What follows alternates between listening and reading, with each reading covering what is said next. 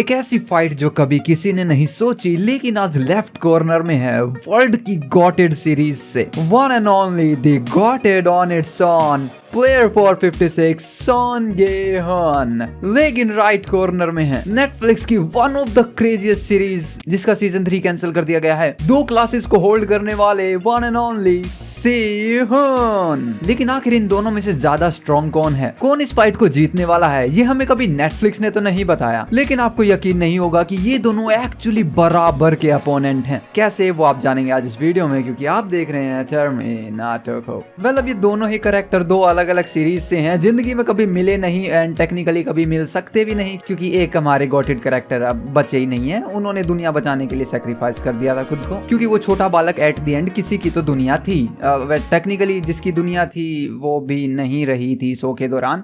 But in दोनों की fight में कौन जीतने वाला है उसको जानने का एक तरीका है। हमें समझना होगा इन दोनों के फाइटिंग पैटर्न्स को। लेकिन वो समझने से पहले ये आखिर लड़ने भी कहां वाले हैं, क्योंकि अगर इनकी फाइट होती है स्क्विड गेम में तो सोन गी-हुन को प्रिविलेजेस मिल जाएंगे। वहीं अगर हम लड़ते हैं किसी स्कूल के अंदर तो सी-यून भैया को प्रिविलेजेस मिल जाएंगे। तो इनकी फाइट के लिए मेरे को एक बहुत सही लोकेशन मिली है, जो है रामू टपरी के साइड। नहीं, ये दोनों ही कोरियन हैं। खेंग राजू वॉन टपरी वाले के साइड में, और वो टपरी लगती है शिबुया क्रॉसओवर पे, सियोल सिटी वाला शिबुया क्रॉसओवर।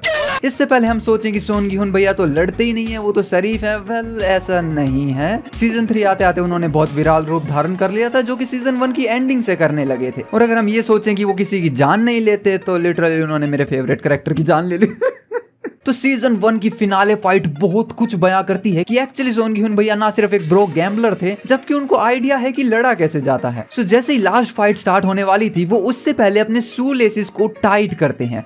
या मैंने कहा टाइट करते हैं, क्योंकि वो लेसिस कभी नहीं खुले थे। लेकिन फिर भी उनको इतना मालूम था कि ये फाइट जानलेवा होगी, तो कोई फालतू का रिस्क नहीं। लड़ते वक्त जूते ढीले हो गए, पैंट निकल गई। दैट्स व्हाई वो फाइटिंग से पहले अपने आप को फोकस और प्रिपेयर करते हैं। और या फिर एक्चुअली ये एक ट्रिक थी जिसने हम सबको पागल बना दिया, क्योंकि वो शू लेस टाइट करने के बाद ही वहां जमीन पे से मिट्टी उठा लेते हैं। तो अब आप कहोगे कि भैया वो डायरेक्ट भी मिट्टी उठा सकते थे। अगर वो डायरेक्टली मिट्टी उठाते दिखते तो सांगवू को पता ही लग जाता कि उनके पास में मिट्टी है। दैट्स व्हाई उन्होंने लेस बांधने का यहाँ सिर्फ एक दिखावा किया था, जिससे पता लगता है कि वो इतनी कातिलाना हालत के अंदर भी, जिस इंसान ने लेजिट 454 लोगों को अपनी आंखों के सामने मरता देखा, उनकी फ्रेंड को उनके बचपन वाले फ्रेंड ने 1 राउंड पहले पेल दिया, वो अभी भी बहुत क्लेवरली दिमाग से काम ले रहे हैं। उसी के बाद में वो अटैक करते हैं, और ये सिर्फ अटैक ही नहीं करते, ये इनका पैटर्न है कि ये एक्चुअली फर्स्ट अटैक करते हैं, जो हमने सीजन 2 और इवन सीजन 3 में भी देखा है, जिसपे मैं आऊंगा। लेकिन ये अटैक मिस कर देते हैं, और उसी वक्त सांगवू उनके ऊपर अटैक करते हैं, तो उसी वक्त वो उनके हाथ को रोक लेते हैं। इसका मतलब उन्हें डिफेंस भी मालूम है कि ये चाकू कहां लगने के चांसेस हैं। सो लिटिल बिट उनको खुद को डिफेंस करना भी आता है। उसी फाइट के दौरान सांगवू का चाकू नीचे गिर जाता है, और जैसे सोन गी-हुन को पता लगता है कि वो अपने चाकू की तरफ आने वाले होंगे या फिर आ सकते हैं, तो वो उनके चाकू को अपने पांव से ही दूर खिसका देते हैं। और वेल, ये पॉइंट इतना नोटिसेबल है, जो सोन गी-हुन वर्सेस सी-यून की फाइट में बहुत बड़ा रोल निभाएगा, क्योंकि सी-यून का भी एक बहुत प्राइम वेपन है उनका पेन। तो सोन गी-हुन उस नाइफ को साइड में खिसकाकर ना सिर्फ अपने अपोनेंट को वेपन लेस कर देते हैं, जबकि डिफेंस लेस भी कर देते हैं। उसी फाइट के दौरान वो कुछ हेड बट भी मारते हैं, और उसके बाद जब सांगवू ऊपर उठने लगे थे तो वो लिटरली उनके लात मार देते हैं। ये पॉइंट नोटिसेबल है कि एक्चुअली सोन गी-हुन एंड सी-यून दोनों ही अपने हाथ पांव दोनों चीजों का इस्तेमाल करते हैं, क्योंकि कुछ फाइटर सिर्फ मुक्कू का या वेपन्स का यूज करते हैं, हेड बट या लात मारना अपनी पूरी बॉडी का यूज नहीं करते। लेकिन जैसे ही वो किक मारते हैं, उसके बाद खुद सोन गी-हुन भी नीचे गिर जाते हैं। वेल, इस पॉइंट पे हम ये नहीं भूल सकते कि इन दोनों की हालत बहुत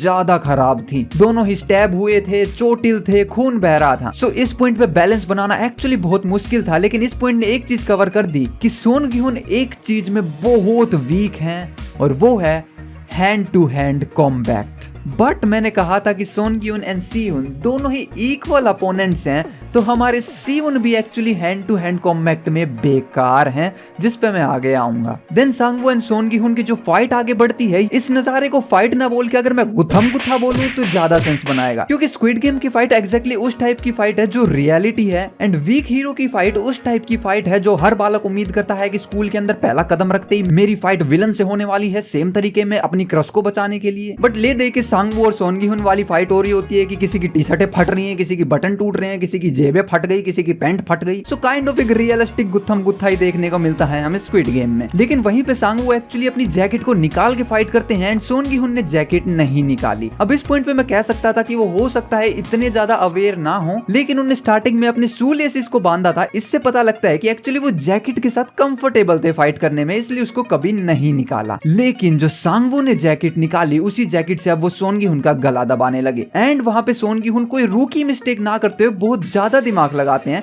एंड एक्चुअली अपने आप को पीछे धक्का देने लगते हैं, क्योंकि वो जैकेट का फंदा पीछे से बनाया गया था। अगर अब ऐसे में सोन गी हुन इसको पकड़ के ऐसे निकालना चाहते तो टपक लिए होते। दैट्स व्हाई वो अपने आप को पीछे ले गए, जिससे वो सांगवू से टकराए और दोनों ही जमीन पे गिर गए। तो अब वो जितना पीछे जाएंगे, सोन गी हुन की नेक और जैकेट के बीच में टेंशन कम होती रहेगी और वो खुद को आसानी से निकाल सकते हैं। तो इससे पता लगता है कि अगर वो किसी फाइट में बुरी तरीके से फंसे हैं तो उनको खुद को वहां से निकालना आता है। बट ऐसा नहीं है कि सोन गी हुन एक्चुअली कोई पंच ब्लो नहीं करते, वो पंच ब्लो करते हैं और इवन उनका एक बहुत फेवरेट मूव भी है। हालांकि इस लड़ाई के अंदर वो दोनों ही काफी ज्यादा थके हुए थे, मगर फिर भी सोन गी हुन उनको पंच करते हैं, लात मारते हैं और उसके बाद जो पंच करते हैं वो सीधा रिब्स पर करते हैं। अगर उन रिब्स के अंदर लीवर के ऊपर ठीक से मारा जाए तो कोई आम इंसान उस दर्द को सहन नहीं कर सकता। ऐसा नहीं है वो टपक जाएगा, लेकिन वो लड़ने की हालत में नहीं रहेगा। लेकिन यही पॉइंट सोचते वक्त मेरे दिमाग में आया कि आखिर सोन गी हुन को मालूम भी कैसे है कि रिब्स के ऊपर मारना चाहिए, क्योंकि लिटरली वो एक पुअर गैम्बलर थे, उनको फाइटिंग का कैसे पता है। तो ये स्टैबिंग से लेके ये लात मारने से लेके रिब्स के ऊपर मारने तक ये सब के एक्चुअली वो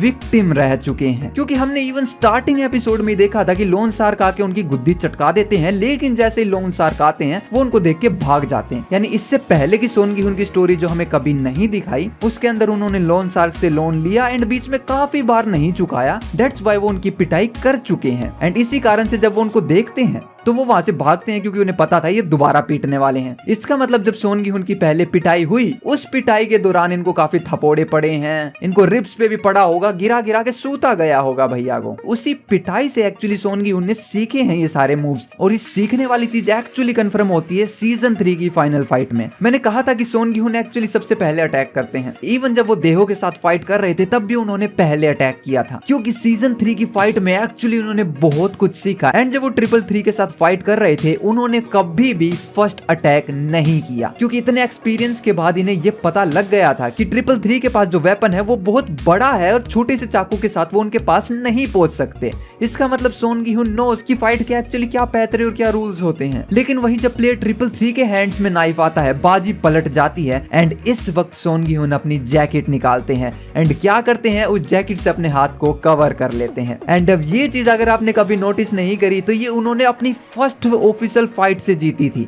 ऑफिशियल क्यों? क्योंकि आज से पहले वो लोन शार्क से सिर्फ पिटे थे, बट सांगवू वो पहले इंसान हो सकते हैं जहां सोन गी हुन ने किसी पे हाथ उठाया होगा, क्योंकि सांगवू ने उस फाइट में अपनी जैकेट का यूज किया था, ना सिर्फ उनको डराने के लिए जबकि उनका गला भी दबाने के लिए। सो उससे सोन गी हुन ने ये सीखा, क्योंकि सीजन 1 में सीधा उनके चाकू हाथ के आर पार हो गया था। सो ही नोज कि चाकू बहुत बड़ी प्रॉब्लम है। दैट्स व्हाई जैकेट की मदद से उन्होंने अपने हाथ को रोल अप कर लिया। एंड जितनी भी जगह सोन गी हुन ने पंचेस ब्लो किए, चाहे वो सांगवू हो, चाहे वो देहो हो, चाहे वो प्लेयर 333 हो, सोन गी हुन चेहरे पे पंच करते हैं। क्यों? क्योंकि अगेन लोन शार्क ने उनकी पिटाई करी होगी तो मुंह पे मुक्के जड़े होंगे। सो उनको ये भी मालूम है कि मुंह पे मारने से अच्छा खासा डैमेज पड़ता है। बट सोन गी हुन का एक बहुत बड़ा नेगेटिव पॉइंट है जो उन्हें सोन गी हुन वर्सेस सियोन वाली फाइट में बहुत बड़ी प्रॉब्लम देगा, एंड वो वीक पॉइंट है कि सोन गी हुन डैमेज बहुत लेते हैं। उनके पास डिफेंस तो है जो कि दिमाग वाला है, लेकिन बॉडी पोस्चर का कोई डिफेंस नहीं है। हालांकि वो सिचुएशन में से खुद को निकाल लेते हैं, लेकिन उस सिचुएशन में खुद को पड़ने से बचा नहीं सकते। एंड शायद यहीं पे सियोन उनके ऊपर भारी पड़ने वाले हैं। सियोन वर्सेस गोतक वाली फाइट में हमें बहुत कुछ पता लगा कि किस तरीके से सियोन काफी ज्यादा सिमिलर हैं सोन गी हुन से लड़ने के मामले में। किसी भी फाइट में आपके पास दो ही ऑप्शन होते हैं, या तो पहले मारो या सामने वाले को मारने दो, क्योंकि सोन गी हुन ही वो अकेले नहीं है जो फर्स्ट अटैक करते हैं। एक्चुअली सियोन भी हमेशा अपोनेंट पे फर्स्ट अटैक करते हैं। इसी फाइट में जब सियोन कमजोर पड़ने लगे थे वो अपने पेन को ढूंढने लगते हैं और अपनी किट में से पेन को निकाल लेते हैं, यानी इस वक्त वो अपने प्राइमरी वेपन को ढूंढ रहे थे। इस पॉइंट से हमें पता लगता है कि सियोन में एक्चुअली एक बहुत बड़ी प्रॉब्लम है